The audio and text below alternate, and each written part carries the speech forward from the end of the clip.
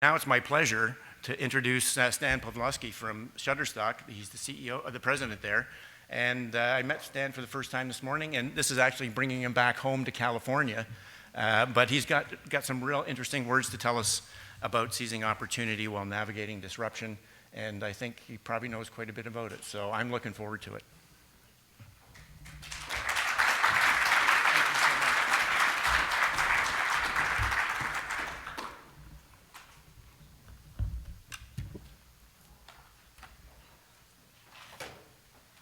I'm going to sing briefly while we change computers. Any requests? No? Actually, that's Doug's job because he just won the Special Services Award. That's part of his talent. He did.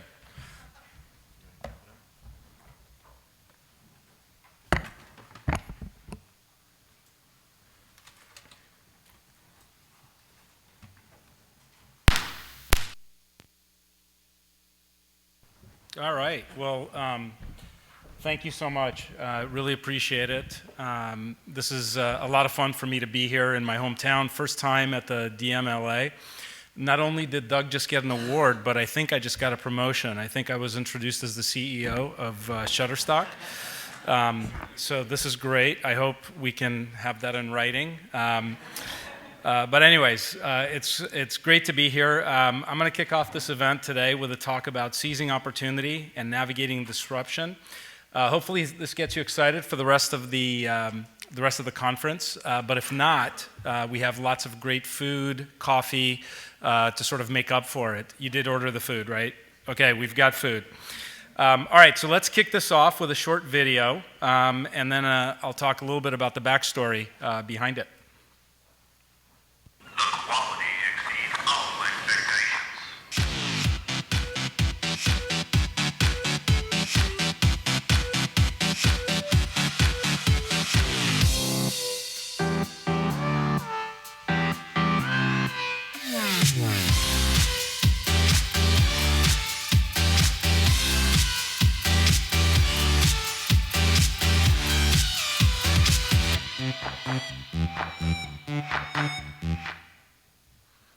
Okay, how many of you have seen that before? Okay, pretty good. So you may be wondering, well, why is this relevant for my talk today? Well, this video is a parody trailer of a promotional video for the Fire Festival, which is the luxurious festival in Bahamas. Hopefully the rest of you were there with me. It's the festival that never happened. And even the video itself, the promotional video, cost millions to produce. And there were a couple of documentaries by HBO and Netflix about this event that never happened. So we were inspired by the documentaries and by the news, but we didn't spend millions of dollars in creating our parody. In fact, we spent about $2,000 on licensing the content, which you can license on Shutterstock, and it took us about 24 hours to create this video. And as a result of this, we got amazing buzz, global buzz, over 120 media articles, over 2.3 million impressions from our own channels. And most important, it reached our target audience, so it reached the marketers that we wanted to reach. And the reason I wanted to share this with you is this is an example of seizing an opportunity. Now, this wouldn't be possible, obviously, without the news, without the event, without the scandal, et cetera. But you know, our team, our marketing team, had to change their workflow in order to do this very quickly. And so, you know, this is one of the things that is really important to understand, the idea of adaptability and disruption. This is embedded in our team at Shutterstock. So this quote is prominently featured in the stairs of our New York office. It acts as a daily reminder and a motivator to all of us. But it's also an important precursor to what we're going to talk about today in navigating disruption. And I'm sharing this because it serves as a helpful reminder for all of us. So next, I want to quickly take a step back, and this is what's known as the gratuitous about me slide. So by way of background, I've had the great opportunity to work with some amazing brands across technology, e-commerce, digital media, and now I've been at Shutterstock for the first part of this year. But I've also had to navigate disruption as well. If you look at sort of my background, so I'm an immigrant. I moved to LA years ago, I'm not going to tell you when, from the Ukraine. And I started my career as a corporate finance guy and ultimately moved into operations to run large businesses. And I've also faced disruption when it came to acquisitions. So when I was at drugstore.com, we sold the business to Walgreens, which was a huge change for us. And then at All Recipes, we were acquired by Meredith. And then while at Meredith, we acquired a large company called Time, which is in New York City. But probably the biggest disruption I've ever faced in the past 8 years has been when Snapchat launched its app. I'm serious, the first 2 hours I spent doing nothing but playing with filters and sending them to my family. I mean, it was pure addiction. So, the point I'm trying to make is that disruption is different for everybody. And this was really big disruption for me. So today we're going to look at the current digital media landscape that's impacting all of us. And I'm going to talk about the 4 pillars that I think are most important in navigating opportunities during times of disruption. The first is data and research, the importance of consumer mission, corporate vision, and finally, we have to execute and we have to innovate. Now, throughout, I'm also going to be sending subliminal messages with Shutterstock content throughout the presentation. But let's start with the current landscape.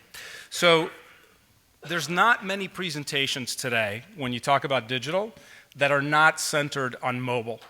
And the reason for this is that mobile is different than any other medium ever, primarily because of the amount of time that people are spending on their devices. So there's research that suggests that the average American cannot go 10 minutes without checking their phone. That's over 80 times a day. Now think about it. How many times are you going to get distracted just during this presentation looking at your phone, right? You can't help it. I'm actually getting the shakes myself right now because the phone is sitting back here and I felt it buzz. Now, this is staggering and very different than the number of times that you turn on the TV or the number of times that you sit behind your desktop. And apps are pushing content to the user and engaging them with visuals, very little text, in an effort to capture attention. So we know that content needs to be high quality, highly visual, in formats that move, and optimized for the platform that the user is scrolling through. And mobile's driving all this. So for marketers, creatives, and content creators, we have a much smaller sandbox to play with and far fewer pixels. But we have to drive instant gratification because that's the expectation of the user. So to the point about mobile users spending a majority of their time with a handful of apps, that's heavily concentrated on the digital triopoly, Facebook, Google, Amazon. And they're capturing a majority of the ad revenues because they have a monopoly or a triopoly on attention. But they've also helped democratize content creation. So if you think about it, there's 5 factors that are really driving why the triopoly is growing so quickly. 1 is scale. These platforms are huge. 2 is the first-party data that they have access to. Next is their ability through ad tech to actually target consumers at scale. There's a notion of safety, brand safety with these platforms, although some of that is actually currently being challenged. And finally, they have a wealth of free content. So that access to free content means a lot of content. And so that's a lot of noise. And as content creators and marketers, we need to raise the bar in terms of what we put out there to stand out. So as a result of all this, brands and businesses all over the world are scrambling to create content, but they're having issues in scaling that content. How do I create content that's going to compete for attention? across social and mobile. How do I stand out in the sea of content? The more content there is, the more challenging it is. In addition, we hear a lot from our creatives and from creators and contributors. We need more high-quality content that stands out. It needs to be global. It needs to be local. It needs to work across multiple platforms. And in some cases, the expectation, because of brand safety, is that a lot of content production is being brought in-house. Then there's technological advancements like artificial intelligence, where now content can be created by machines at scale. So content continues to rise in terms of volume and budget allocation, but it's been hard to find that business model that works. But wait, there's more. We're all familiar with resource constraints, budget constraints, and the need for fast turnarounds. These challenges, coupled with external factors, such as the geopolitical environment, social factors, climate change, all of this is impacting our day-to-day. Needless to say, all this disruption may make you feel like your head's exploding. I realize I'm being dramatic. That's what you're supposed to do in a keynote, okay? But with all this said, I am firmly a believer that disruption brings opportunity. So I want to talk today about how we respond to these disruptions. So let's discuss the 4 pillars. Okay, the first pillar is data and research. And yes, that's me, actually smiling, eating salad. So those of you in the stock category will get this, okay? Those of you who are not, so I've only been in this space for about 6 months. The first 3, I didn't get it. I didn't understand. Are you guys familiar with the woman smiling, eating lettuce as a stock meme? Yes, that's what this is. When it comes to data and research, the first recommendation I have for you is to broaden your view against your immediate category. Now, this may sound obvious. However, many look at data with too much proximity. You should understand how adjacent industries are actually impacting you. So at Shutterstock, when we're thinking about how to form strategies, we don't just look at what's happening in the stock category. We look at what's happening in advertising. We look at what's happening in MarTech. So broaden your view to understand the entire ecosystem. Understand the customer journey beyond the last click. Develop benchmarks and track engagement metrics. You're going to hear me talk a lot about engagement as an important metric. Costs are going up if you're a marketer. As a creative, you're looking to stand out. And I would argue that engagement metrics are actually more important than scale. And look at other ways that consumers are interacting with your content, particularly on mobile. How much scroll depth is there to your content? What are the sentiment metrics around the content that you're developing? Also, create models to identify trends early. When I was at All Recipes, we predicted the rise of cauliflower and kale before it became a staple at every lunch event you're going to now.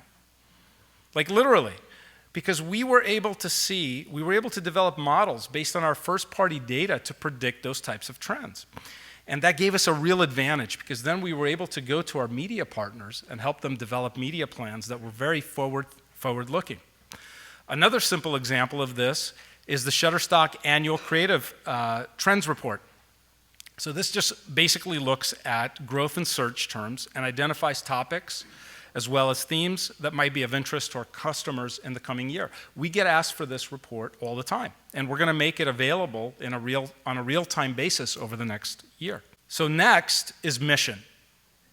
Don't lose sight of your mission. The importance of your mission is to keep you grounded by focusing on your customer. At Shutterstock, when we had our strat plan, we were looking at different growth strategies. And the thing we had to remember was that just because a category or a market is large doesn't mean we have a right to win. And by focusing on your mission, this will keep you focused on where you can win. Deliver on the promise that you've committed to. This allows you to take a long view of your business. Understand what differentiates you to your consumers and keep investing in that. It's very easy to sway, especially because we're in a very competitive environment. So developing and marketing your offering to differentiate is critical. I want to give you an example. When I was at Meredith, are you guys familiar with Meredith? It's a large publishing company, about 40 brands, including People, All Recipes, Entertainment Weekly, on and on and on. We had a content recommendation widget that we put across every site, across 40 properties, regardless of the category. So basically, it was a call to action, right? If you read an article, we would have a call to action that said, because you enjoyed this article, here, read this other article. So we decided to test in the entertainment space that if you were reading about a Kardashian, that you probably wanted to know what happened just before that news event and what happened next. So we created something called Sagas, which was a recommendation widget, but instead of showing similar content, we showed a chronological view of what was happening around the Kardashians. And we saw huge engagement increases. Page views, the amount of time that people spend with our sites. We provided something to the consumer that they weren't expecting. That's all tied to your mission. Now, one of the most important things to recognize is that in the digital media landscape, it has shifted to be led by platforms. And platform-centric companies drive engagement by providing underlying solutions to scale and disrupt traditional business models. So one of the things you should ask yourself is, how can I be more platform-centric? How can I create a network effect that will increase retention and lifetime value of our consumers? So this leads me to my next pillar, which is vision. As you develop your corporate or your brand vision, think like a platform and focus on driving engagement. We're in a platform economy. Engagement is the primary metric. Scale comes through what's known as network effect. When we look at customer acquisition at Shutterstock, we think about, for every person, for every consumer that we acquire, how do we turn that one consumer into 10 through a network effect? And that's how we focus, for example, on our team products. So plan for evolution. Understand the realm of possibilities and start to invest in that. Even if it's one or two ideas, dedicate a small budget that can't be touched by your core resources. And finally, refine and evolve your offering to differentiate from competitors.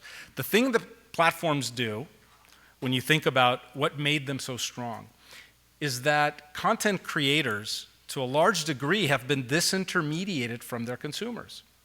So think about yourself in much more of a platform-centric way. How do I create that direct relationship with consumers? All right, now it's time to execute. Don't protect the core at the expense of innovation. So I saw this in publishing, and you guys will probably relate to this with me. So I worked at a company where our print revenue was much larger than our digital revenue, but the print revenue was declining. And getting sufficient digital investment was very hard as a result of that. We continued to manage the company on a quarter-by-quarter basis, and so it was very difficult. Well, this gives an advantage to digital-first companies. So challenge your own resources and challenge your own operating model to shift resources to new businesses when your core, even when your core is so much larger and may not be growing quite as fast. Organize your projects by potential value on one axis and the level of difficulty to execute on the other. And define what success looks like. I've said this a number of times during this presentation. Focus on engagement-based KPIs because they will serve as a benchmark for longer-term growth. All right, so I think I've done my part I think you guys are now ready to navigate disruption and seize the opportunity. So to conclude, I want to leave you again with this quote, and thank you very much for having me here today.